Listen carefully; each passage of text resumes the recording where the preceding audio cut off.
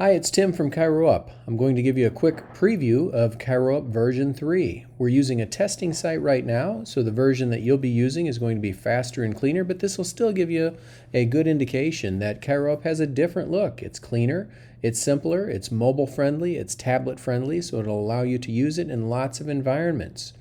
One thing that has changed slightly about ChiroUp is everything now starts with a patient search. When you think about your tasks in the office that you do online or in computer programs, you'll generally first need the patient. So that's where we're starting now. The first thing that you'll do is put in a patient name, and I'll bring up Dakota Bertelsmann. We'll select the patient, and from there a lot of things look familiar. If you'd like to create an initial condition report, you're able to do that. Just choose Create Report, and from there the menu will look familiar. It has a nice new updated design, but we'll choose a condition.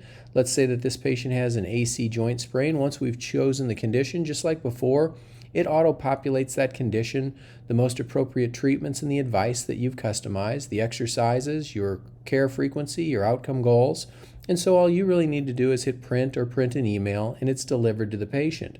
Again, everything on here is customizable, just like it was before. If you'd like to add multiple conditions, you can. If you'd like to add treatments, you're able to do that. Our exercise has become more friendly as far as moving them around, as far as playing video demonstrations of those exercises. You can delete them. You can edit the exercise very quickly if you'd like to change the sets or reps. So everything's become just a little bit easier to use. The other thing that you'll notice is that when we go into a patient, so again, we'll start with the patient and we'll bring up the same Dakota Bertelsmann patient. What you can do is send a survey. That in the past this had been on the top header, and the only thing that's different is we're starting with the patient first. So if we choose to send a disability survey, we can say that we're going to send them the revised Oswestry. Their preference is email, so we simply shoot that out to them, and at that point in time, the survey goes to the patients. By the time that you're using this, or within a week or two thereafter, one of the things that's going to come up on the send survey is to send the intake paperwork. Wouldn't it be awesome if the patient came in and you were already given a detailed history of their chief complaint that has the OPP-QRST, any accident history, any family history, prior medical history, and all the pertinent things that it takes us so much time to collect? Well, now we'll be able to collect that, and you'll be able to see a printout, a synopsis of that will hopefully look something like this. The patient intake data, we have their name and mobile number, their email. When the information was collected, the most important things that we need to know: that there was some trauma, there's unexplained weight loss, and they take Coumadin. The things that need to jump out at us right from the start. And then an illustration of their chief complaint, and then all of their answers to our questions in the survey about the onset of the problem, the accident details, the palliative and provocative, the quality, radiation, and severity. So all of those things that take us time to collect are now going to be collected much more quickly in an automated fashion. We'll have their pertinent review of systems findings if you sent that survey along. We'll have their lifestyle history, and we can collect their health history. And then at some point we may even talk about the diagnosis that is most likely based upon that history. So that's one of the things that I think you'll notice and really appreciate about the new version is the intake paperwork. The patient will appreciate that too. If you've ever sent a survey to yourself from ChiroUp, you know that it's pretty quick and simple. A couple of bubbles that you fill out on your mobile device or on your email, however you choose to fill that out. But one of the things that the patient will be able to do is to take a picture of their driver's license, take a picture of their insurance card, and we're able to auto-capture all of that information so that they don't have to manually enter it, and that goes into the system, which will save everybody time.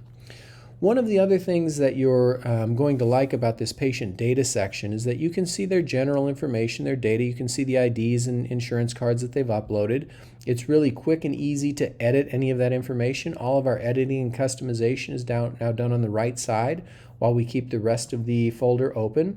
You'll also be able to see the communications that you've sent to that patient, all of the condition reports or exercise plans, the MD initial reports, anything the patient themselves has received, and their exercise history is in here. So anything that you'd like to see about what exercises are they currently doing, this is what's showing up in their HealthCom app.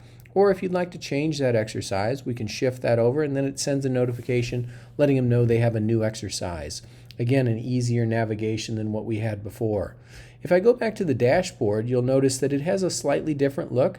It's a cleaner, more useful look, and one of the things that we've really tried to do is if there's a number, a metric that you're concerned about, we want to give you the opportunity to improve that metric. So let's say you wanted more Google reviews. we can allow you to request that review right from that metric. So you put in the patient's email and ship out a request for a Google review. If you'd like to look at your Google reviews, you're able to pull up that information. If you'd like to see the whole profile and respond to one of them, you can do that right from your homepage screen as well. Something that makes things a little bit easier. The other thing that you're going to like from the dashboard is our new research review function. So anytime a new study comes out that pertains to you and I or one of the 105 conditions that we've detailed in ChiroUp, we provide a synopsis. So you can click on that and you're taken into our research review. And so now you'll see that just recently there was a study that said that the float serve in volleyball is safer for suprascapular neuropathy. We'll also link the ChiroUp resource to that. So if you'd like to see the suprascapular neuropathy protocol. You'll also love the search function, that if you'd like to know what's the current research on TMD or TMJ, you can do a search and see everything that's come up in the recent years from TMD. So this is the ChiroUp synopsis, which is usually just a sentence or two long, the associated resource that goes along with that, like the TMD protocol, and anything that you might find useful in that process. This will be part of an overall learning library that's going to have a radiology case of the week that some of our radiologists are going to help us put together, as well as a continuing education and our learning library. So I think that you'll appreciate some of those things that are going to be dropping into ChiroUp in the weeks that follow. The other thing that you'll like is that there's not a lot of difference in the way that you're used to navigating. So the clinical skills has all the same tabs. The practice resources has all the same tabs. But the look has changed a little bit inside of that. If we go into clinical skills condition reference, let's say that we want to take a look at one of these, maybe Achilles tendinopathy. Our green box at the top is no longer green. Now it lists just all of the associated resources. So if you'd like to say, how do I do IASTM of the Achilles? You can pull that up in just a second to see how that's performed. You can also open up the current best practice resource. So this is our synopsis that we keep up to date on 105 different conditions. You'll be able to expand or detail any of that you'd like. The other thing that I think that you'll like is the ability to take notes in the system. So anytime that you have gone to a class, maybe sitting in a class, a postgraduate seminar, this is where you'll be able to keep your important notes about any given condition so that you can go back, you can hyperlink resources into that so that you can have one source for all of your clinical best practices. The other thing that's nice is that editing a protocol, if we go into the protocol, is really simple. When you hit the edit button, it'll always bring up the editing pane on the right side, so anything that needs to be changed can be changed right there, making it really simple. If we go down into the exercise library, again, all of these libraries have a slightly different look. We have the description, we have an icon with it, and it's simply searchable. So if you want to search by the whole region, you can do that, or search by a name or a muscle name. It'll make searching a little bit more user-friendly.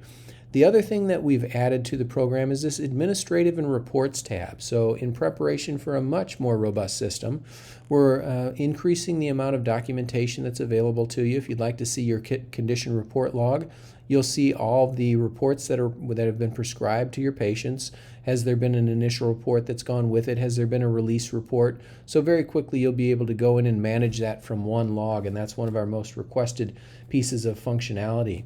The other thing that you'll notice is our patient access log. So this is anytime someone in your office or any office touches one of your patient's accounts, you'll be able to see who touched that account. So you can go in and track all of that. It's one of our enhanced security features that we're trying to make ChiroUp as secure as absolutely possible, because we're storing more PHI now with patient data going into it. And because of that, we're offering a number of different improvements, including multi-factor authentication. So if you go into your user settings, you can enable MFA as simply as putting in your phone number.